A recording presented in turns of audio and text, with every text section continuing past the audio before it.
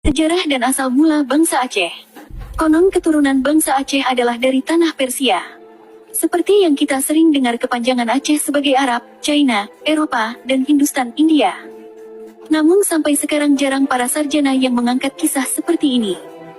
Hanya Afan Jamuda dan Abel Lila Wangsa yang menulis pengajaran Peturi Droe Kedru pelajaran mengenal diri sendiri. Bangsa Aceh adalah satu bangsa yang membangun negeri di sebelah barat Pulau Ruja, Sumatera.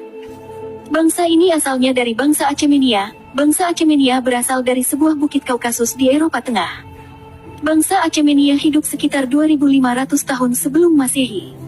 Bangsa Acemenia satu bangsa yang suka merantau, sampai bangsa ini tersebar di seluruh Asia, Afrika, Eropa dan juga Pulau Ruja.